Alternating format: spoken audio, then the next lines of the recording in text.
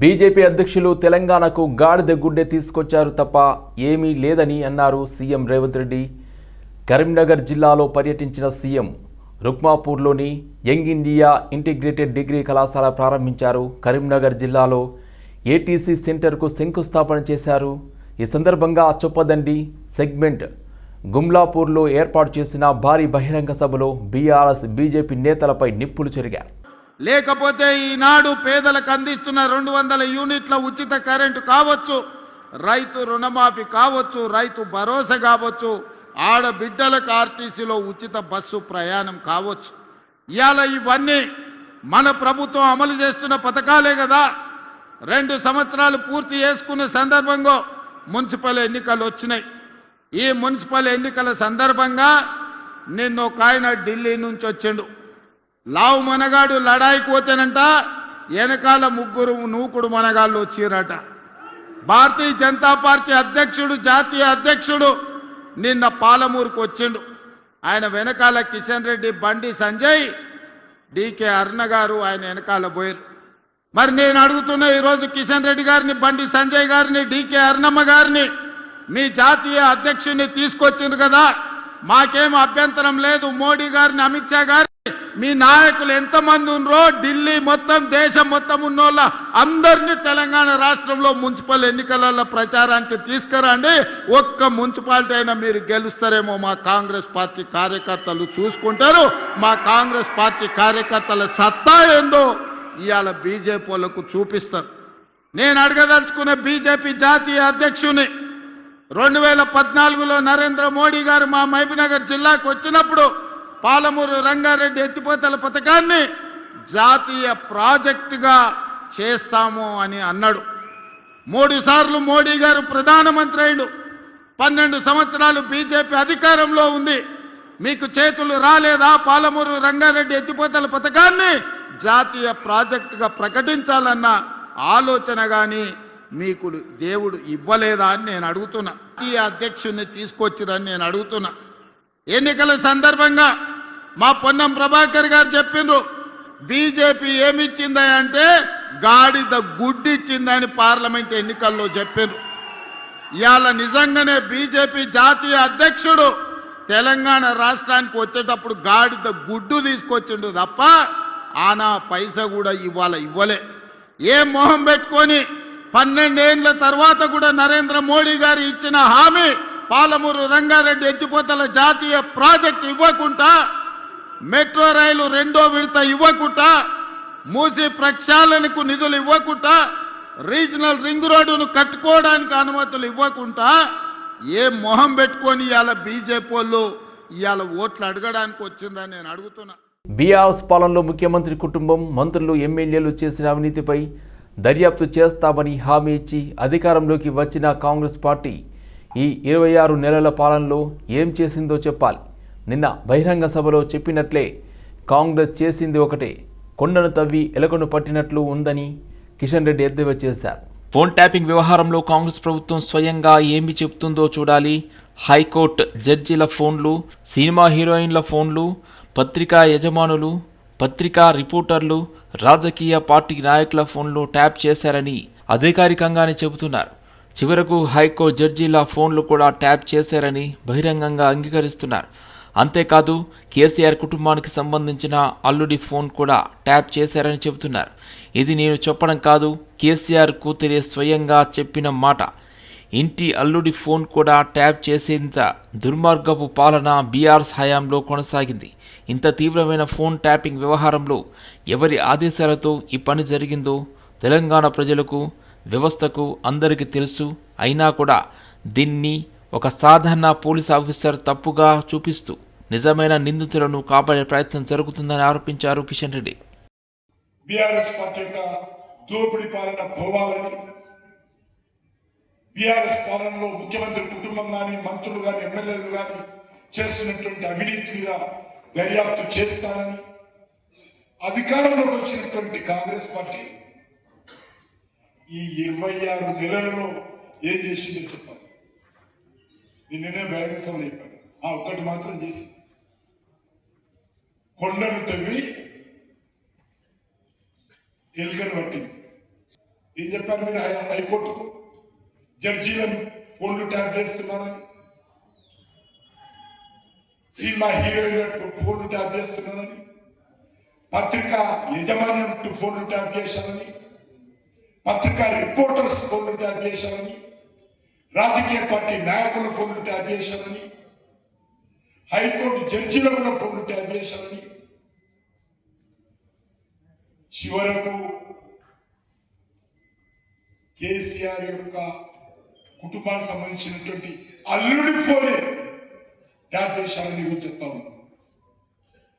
నేనుగా చెప్పడం లేదు, కేసీఆర్ కూతురే చెప్తా ఉంది. ఇంటి అల్లుడు ఫోన్ చేసినటువంటి దుర్మార్గపు పాలన బీఆర్ఎస్ పార్టీ కొనసాగిస్తే 26 నెలలుగా ఏం చేశారు అడుగుతాం. కేసీఆర్ కూతురు భాషలో ఏం బీకారని అడుగుతాం. అందరూ ఏం బీకారని. జాగృతి అధ్యక్షురాలు కల్వకుంట్ల కవిత మొయినాబాద్ కేతిరెడ్డిపల్లి గ్రామంలో జరిగిన న్యాయవాది స్వప్న అత్యంత దారుణ హత్యపై తీవ్ర దిగ్భ్రాంతి వ్యక్తం చేశారు. ఈ హత్య రాష్ట్ర వ్యాప్తంగా బాధను కలిగించిందని అన్నారు. లాయర్గా ప్రాక్టీస్ చేస్తూ పెళ్లి చేసుకునే వయసులో ఉన్న ఒక ఆడపిల్లను ఇంత అమానుషంగా హత్య చేయడం జీర్ణించుకోలేకపోతున్నామని తెలిపారు. అత్యంత విషాదకరం ఏమిటంటే సొంత కుటుంబ సభ్యులే ఈ హత్యకు పాల్పడడం మరింత కలిచివేస్తుందని కవిత పేర్కొన్నారు. ఈ ఘటనకు ముందు పోలీసులకు ఫిర్యాదు చేసినా పట్టించుకోలేదని, అప్పుడే చర్యలు తీసుకుని ఉంటే ఇంతటి దారుణం జరిగేది కాదని ఆవేదన వ్యక్తం చేశారు. పోలీసులంటే భయం లేకపోవడమే ఇటువంటి హత్యలకు కారణమవుతుందని వ్యాఖ్యానించారు.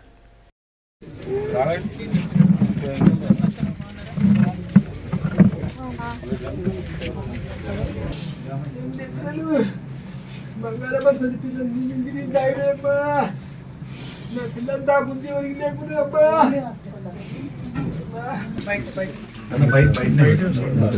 ఏం తీసుకుంటారు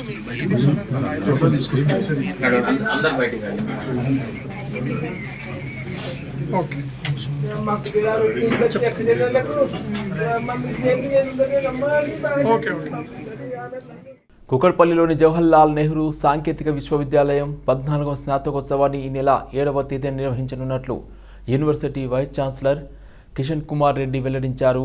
ఈ స్నాతకోత్సవంలో మొత్తం 82,547 మంది విద్యార్థులకు యూజీ అదేవిధంగా పీజీ, పీహెచ్డీ పట్టాలు ప్రదానం చేయనుండగా 87 డాక్టరేట్ డిగ్రీలు, 71 గోల్డ్ మెడల్స్ విద్యార్థులకు ప్రదానం చేయనున్నారు. స్నాతకోత్సవం సందర్భంగా అకాడమిక్, పరిపాలనా, పరిశోధన రంగాల్లో చేపట్టిన కీలక సంస్కరణలను జేఎన్టీయూహెచ్ వెల్లడించింది.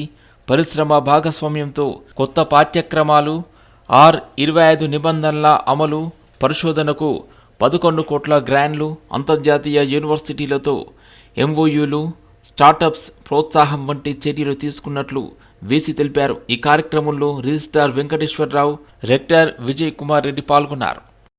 Introduction of JNTUH Respond Basket 2047, aligning postgraduate and doctoral research with national priority areas. Then successful completion of PhD admissions with 211 external research scholars enrolled across disciplines. We are doing the PhD enrollments after 2022. Yes. Am I right? Yes, sir. After a gap of 3.5 years, we are doing PhD admissions, and 211 students have been admitted, enrolled for PhD. Also, we are proposing, we have advertised for giving research scholars for affiliated and autonomous colleges which have centers of excellence and professors with required credentials. This is the first time we are going to give them.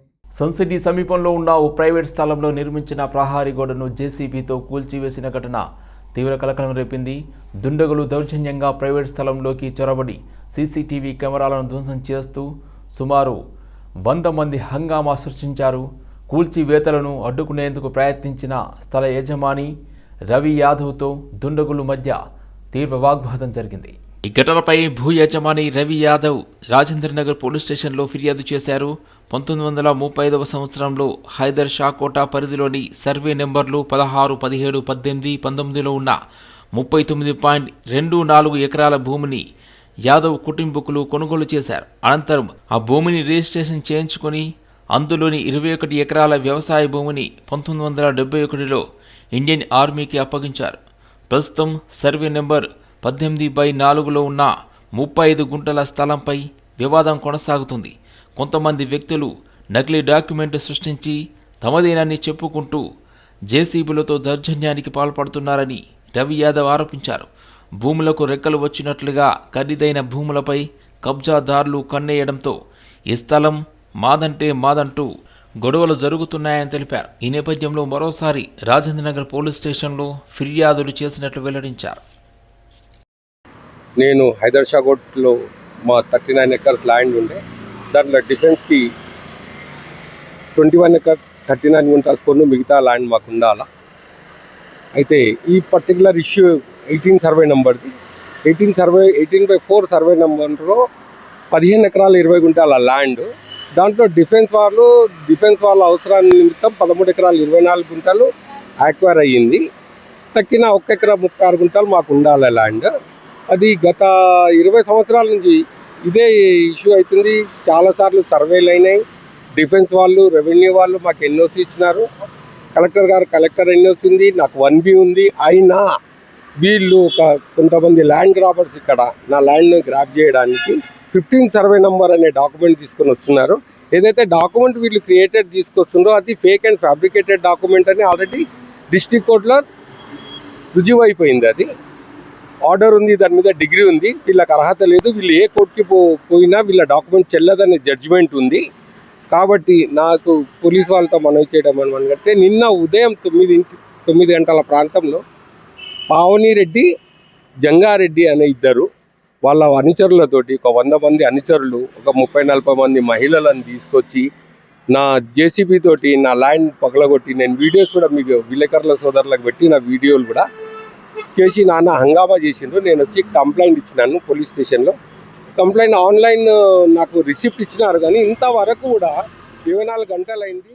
Tirumala శ్రీవారి లడ్డూ ప్రసాదంలో నెయ్యి కల్తీ వ్యవహారంపై ఆంధ్రప్రదేశ్ ముఖ్యమంత్రి చంద్రబాబు తీవ్ర స్థాయిలో ధ్వజమెత్తారు. గత వైసీపీ ప్రభుత్వం ఉద్దేశపూర్వకంగా ఈ వ్యవహారాన్ని తొక్కిపెట్టి భక్తుల మనోభావాలను దెబ్బతీసిందని, ఇది క్షమించరాని మహాపాపమని ఆయన అభివర్ణించారు. దేవుడితో చెలగాటమాడితే తీవ్ర పరిణామాలు ఉంటాయని హెచ్చరించారు.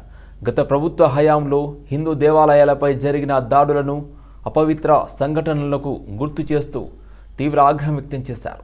ఇవాళ ఉండవల్లిలో కూటమి నేతల కీలక సమావేశం అనంతరం నిర్వహించిన మీడియా సమావేశంలో చంద్రబాబు మాట్లాడారు.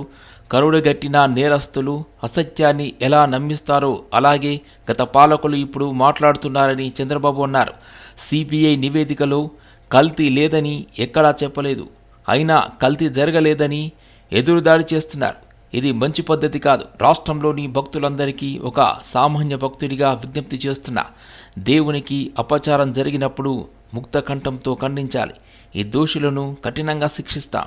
ఏకసభ్య కమిషన్ వేసి సమగ్ర విచారణ జరిపిస్తాం. ఇప్పటి వరకు ఉన్న నివేదికలన్నీ ఆ కమిషన్ ముందు ఉంచుతాం. అవసరమైతే కోర్టులోనూ అదనపు సమాచారం సమర్పిస్తాం. ఇది దేవుడిచ్చిన బాధ్యత, దైవ కార్యం. ఇలాంటివి పునరావృతం కాకుండా చూస్తామని ముఖ్యమంత్రి చంద్రబాబు స్పష్టం చేశారు. ఇది భక్తుల మనోభావాలతో ఆడుకోవద్దండి అని చాలా స్పష్టంగా చెప్పాం. గడిచిన 5 సంవత్సరాలు వీళ్ళ ప్రవర్తన పరాకాష్ఠకెళ్ళింది. వీళ్ళ అధికారం ఉన్నప్పుడు రాముడి తల తీసేస్తే నేను అక్కడికి పోయి అడగడానికి, వాస్తవాలు చూడడానికి పోతే తిరిగి నా మీద కేసు పెట్టారు. అంతర్వేదిలో రథం తగలబడిపోతే అడిగితే కంతిరీగలు కాల్చాయి, అంతేగాని ఎవరికి సంబంధం లేదని. ఆంజనేయుడి తోక కట్ చేసి పగలగొడితే అడిగితే ఆ రోజున్న పాలకుల యొక్క గర్వం చూస్తే బొమ్మే కదా, ఏమైపోతుంది, మళ్ళీ ఇంకో బొమ్మ పెట్టుకోండి అని మాట్లాడారు. అదే మరి ఇవన్నీ జరుగుతూ ఉంటే చర్యలు తీసుకోకుండా తిరిగి మా పార్టీలపైనే బ్లేమ్ చేయడం మొదలుపెట్టారు. మేమే చేసి మేమే ఎన్ని బయట పెడుతున్న పరిస్థితికి వచ్చారు. తిరుమల ఈరోజు ఏదైతే చెప్పారో ఈరోజు వచ్చింది కాదు. 2022లో వీళ్ళు పంపించిన రిపోర్ట్ ప్రకారం TFTRI చాలా స్పష్టంగా కల్తీ జరుగుతుందని చెప్పారు.